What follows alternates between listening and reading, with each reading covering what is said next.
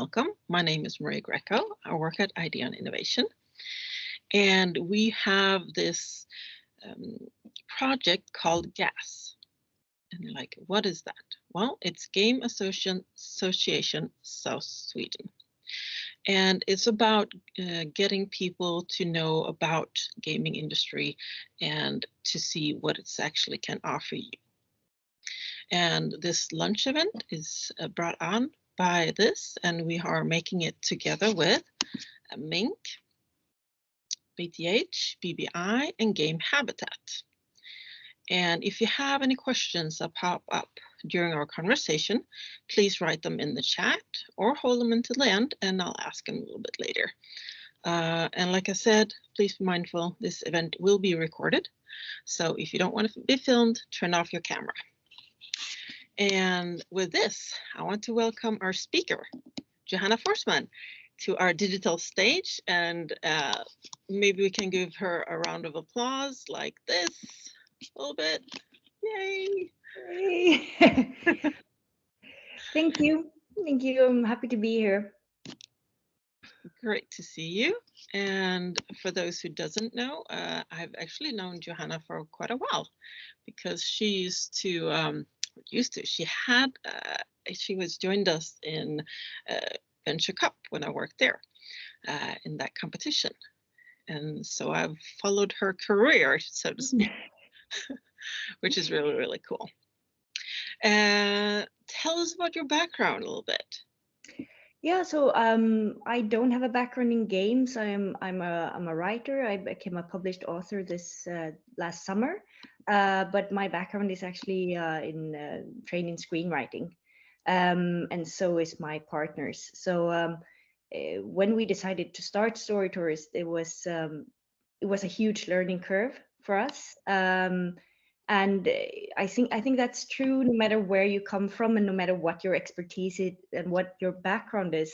There are going to be so many things that you don't personally know, and some of them you will learn along the way, and you'll have to learn them, and then you'll just hope to be able to have to get people on board who know the stuff that you don't know. And there's a lot of parts about making games and running companies that we just sort of had to learn along the way.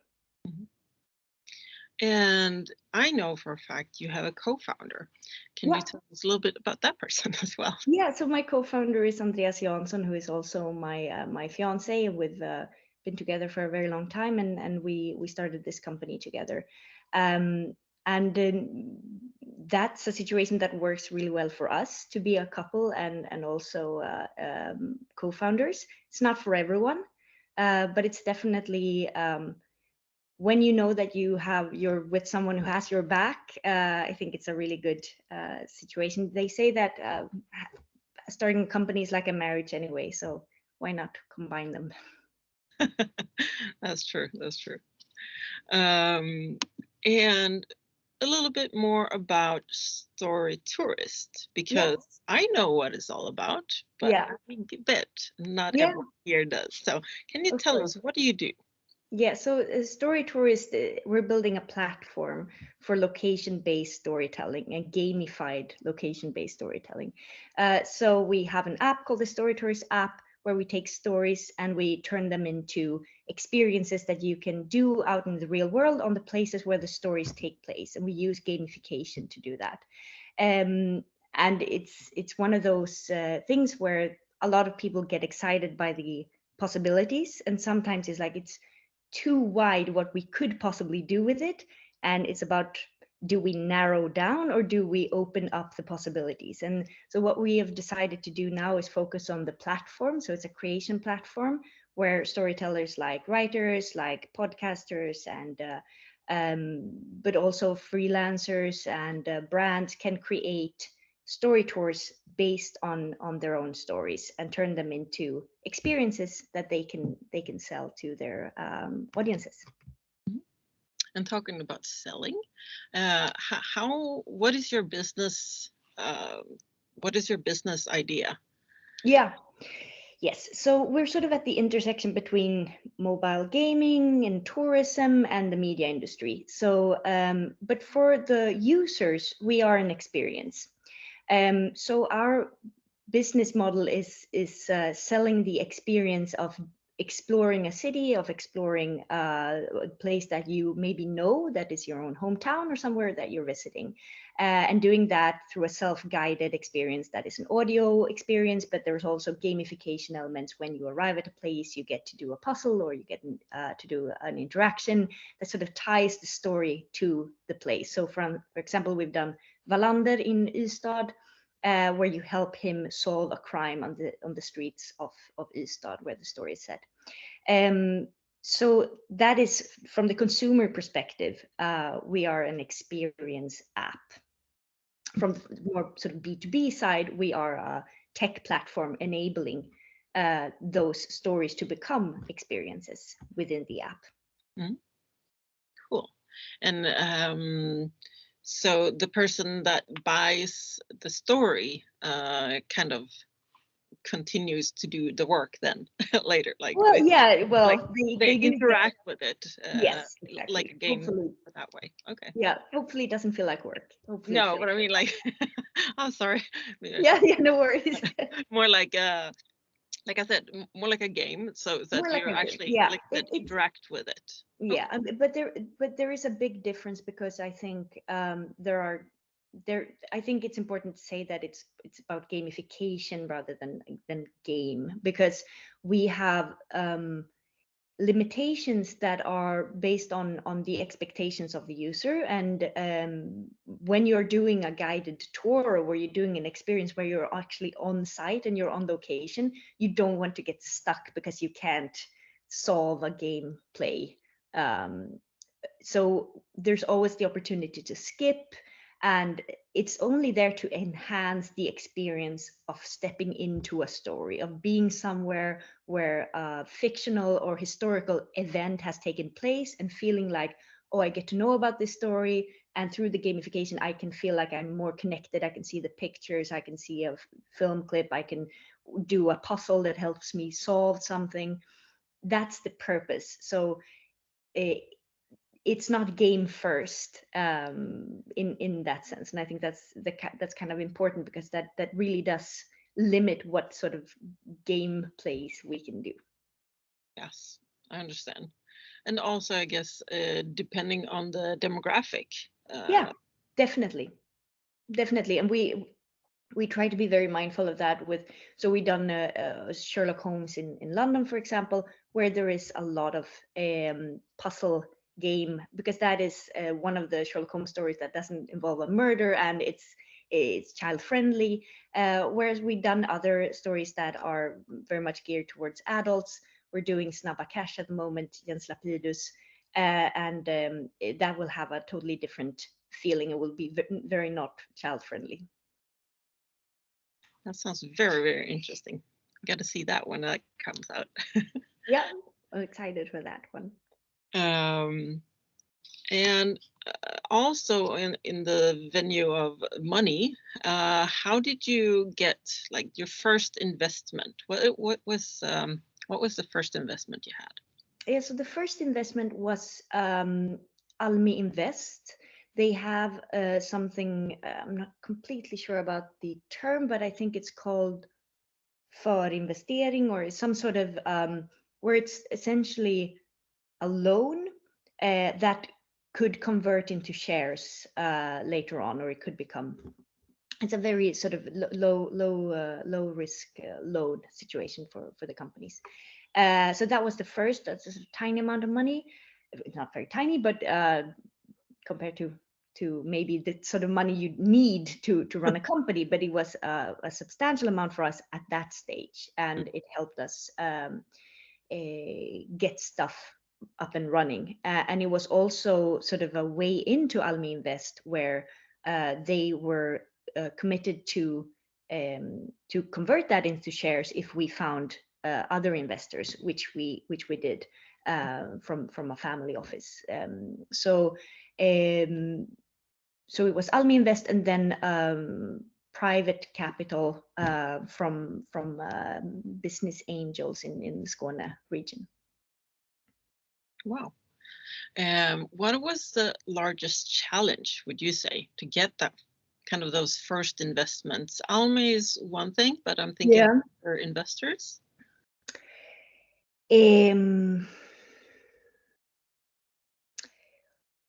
Well, you're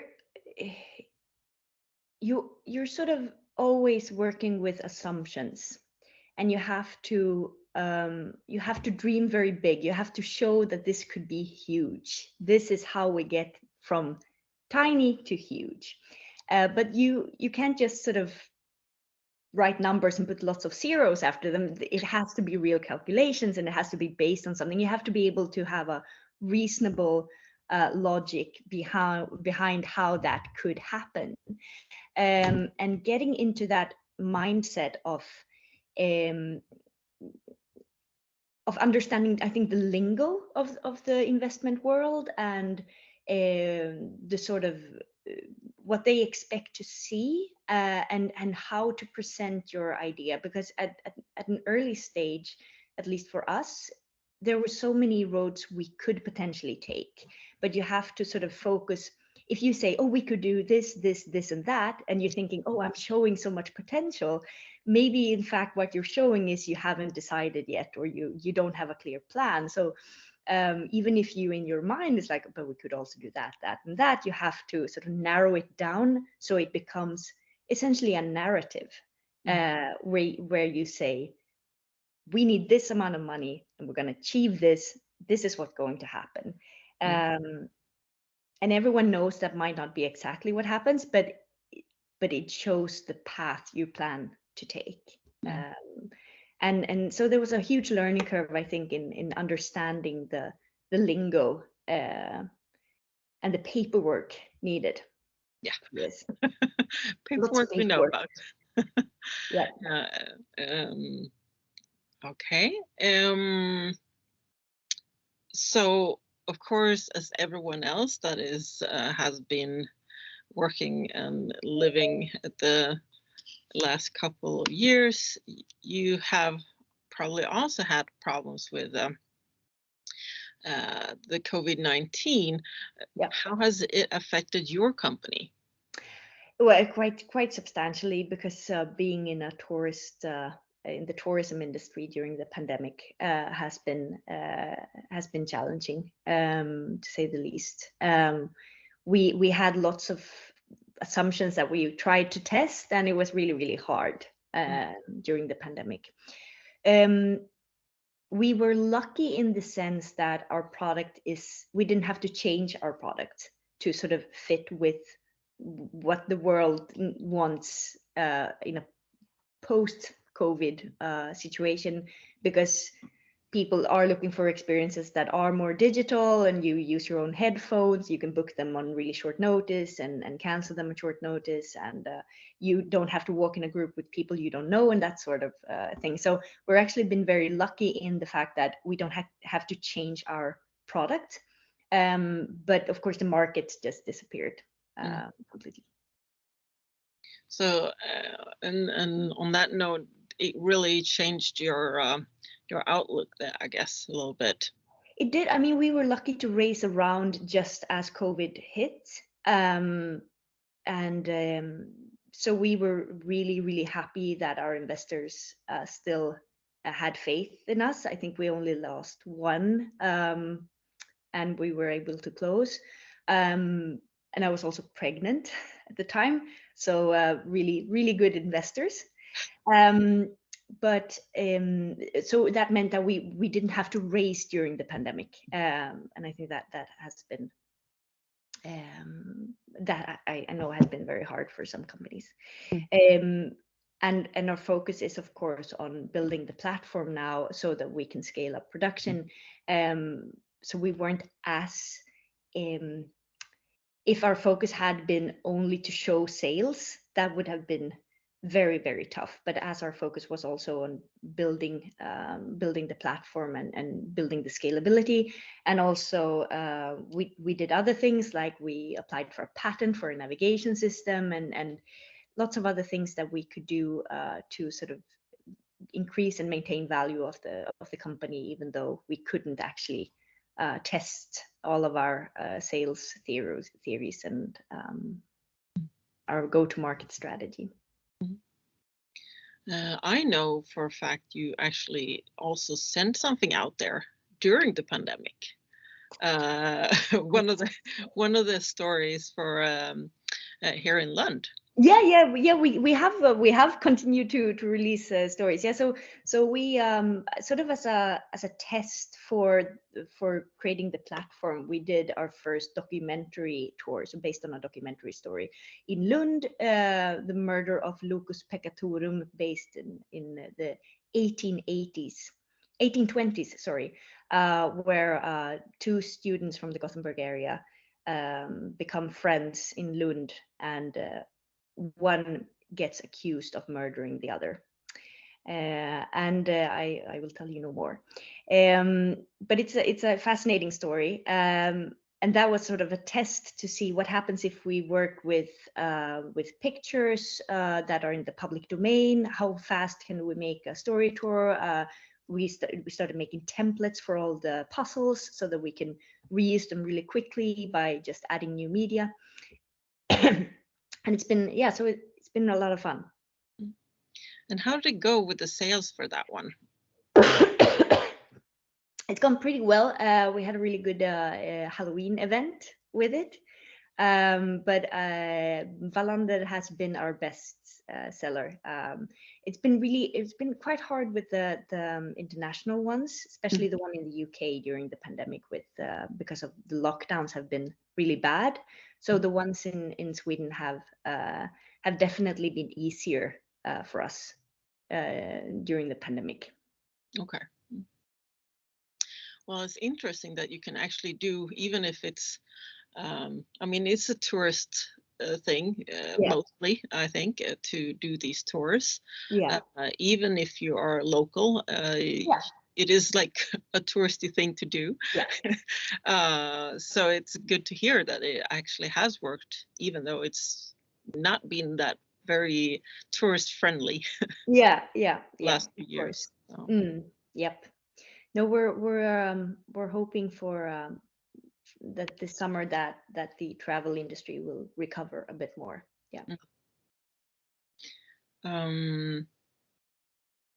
So where are you going now? Like, what is the big thing going on in the company at the moment? So at the moment, so we're working on Snabba Cash. We're creating the platform. That's a lot of work, and we are starting to train freelance tour creators for the platform. And we're also working on Snabba Cash. So at the moment, yes, because of we're training freelancers, we have multiple tours in production. And I don't know if I can tell you which one will be released next. I'm not sure if I'm allowed, so I'm gonna keep my mouth shut about that. But yeah, lots of exciting stuff. And then we are also going to open a new investment round soon. So again, that's what I'm doing at the moment. All of these papers, all the paperwork, and all of the calculations and the budgets that are needed for raising another round. Mm-hmm. And talking about racing another round, what have you thought about when you're doing these? Like, how much of the company do you still want to have control over? Yeah, I think that's a really good question, and I don't think there's well, there are two types of control. It's the sort of executive control and being CEO, and then there's the ownership. I think it depends so much on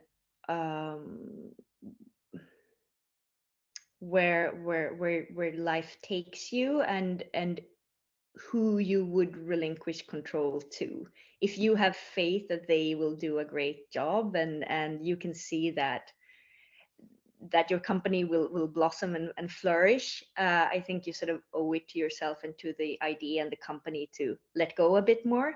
But this is not the sort of company that we started to just sort of build up and then just sell quickly. I mean, that's not that was never the plan. We're very invested in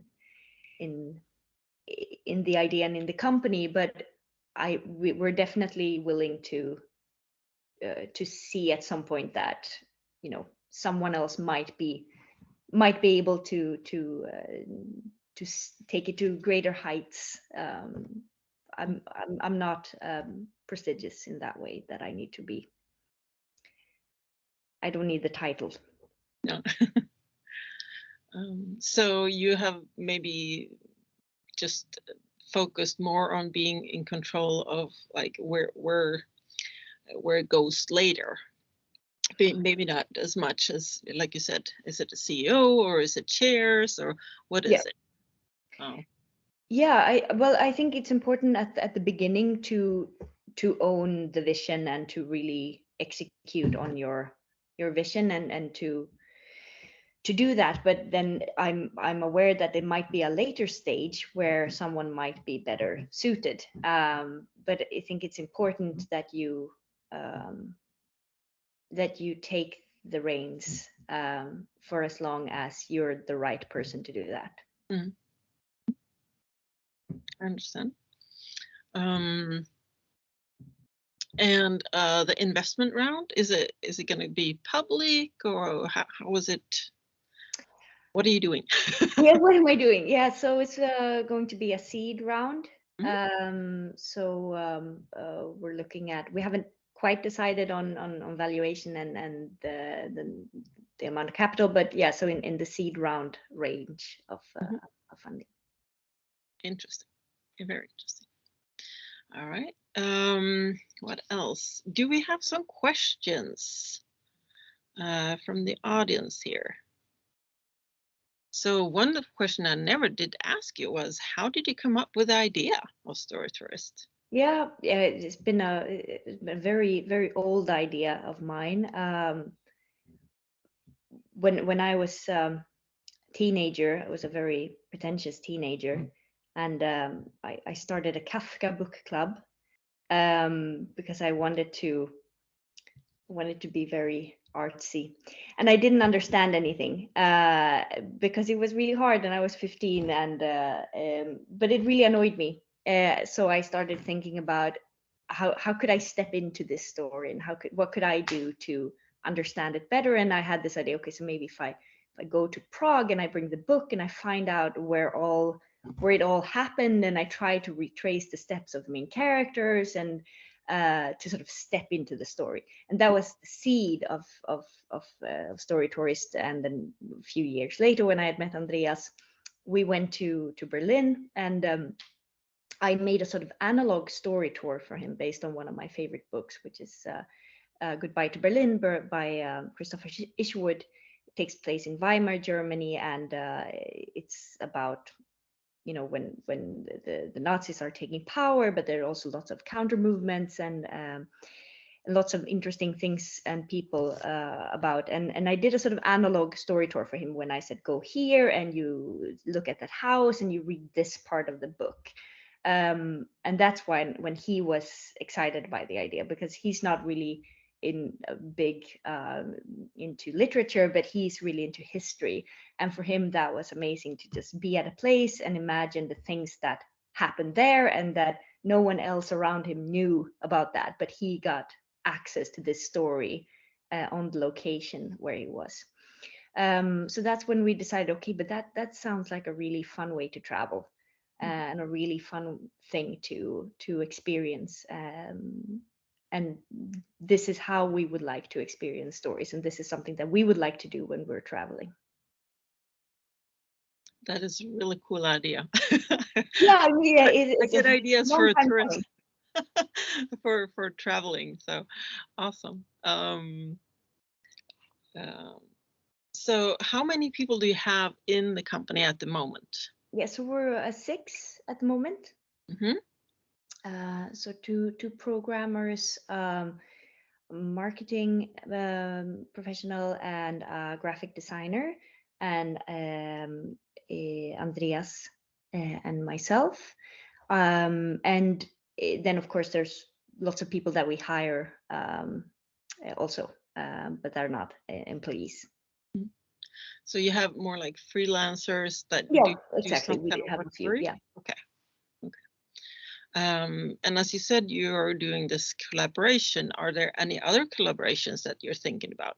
I mean, you don't have to say if you don't want to, but Yeah, I mean, yeah, there are lots of collaborations that we are looking into. We're talking to quite a few podcasters at the moment to do some, because I think that would be a really cool, really good collaboration where because it's already an audio medium and they are great at telling stories, and sometimes and often those stories have a geographical component and would make for great experiences on location.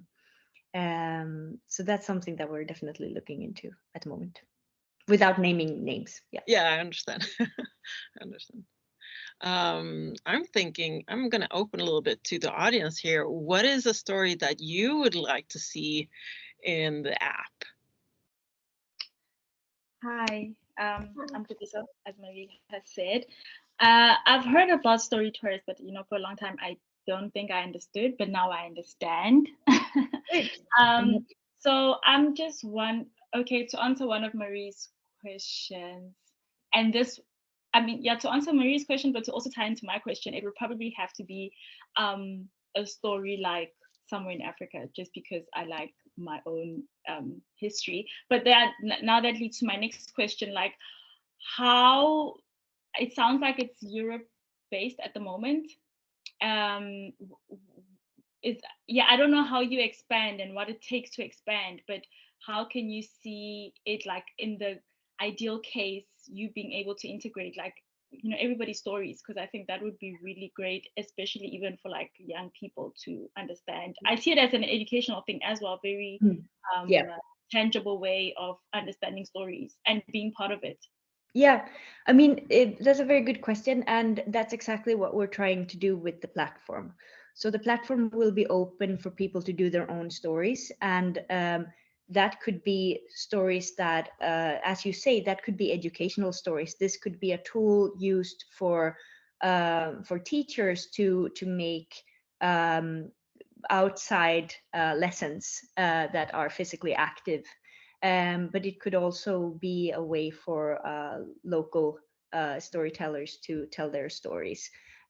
So the thing with travel and tourism is that it's always international, and we want to open it up for anyone to use it anywhere. From a more sort of business perspective, it would make it's always easier to start with a few markets first, because it's easier to understand like customer patterns and stuff like that.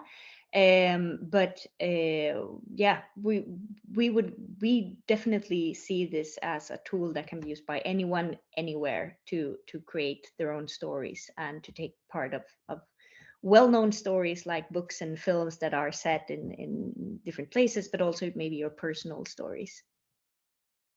Okay, so touching on that, so are you also sort of like integrating the creator economy in your business? Because I hear you speaking a lot about authors and creators. So there's also like a creator aspect to your. Okay. Yeah. Okay. Yeah. So what we have is, so what we're building is the platform where you'll be able to take your story and create an experience in the app from that story that is placed at the places where the story takes place, and will be gamified with the content that you add. And then of course, it will be exported to the app where you can sell it through in-app purchase. But we could also add it to our resellers. So we have a network of resellers that we work with that are in the tourism industry. Wow. And of course, our website. So that would be a sort of revenue share model. That sounds really interesting. Okay, now I need to keep up to date with that, because I know people who would please really do. like Please to do. remake some stories.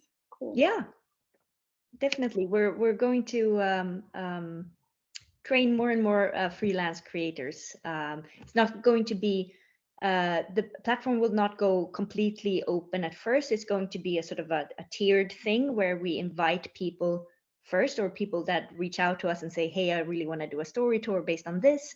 And so we sort of can train people, and then we'll also learn stuff about how they want to use the platform, and we can, develop the platform into a really usable tool, and eventually it could be open for everyone, but it's going to be like a tiered thing.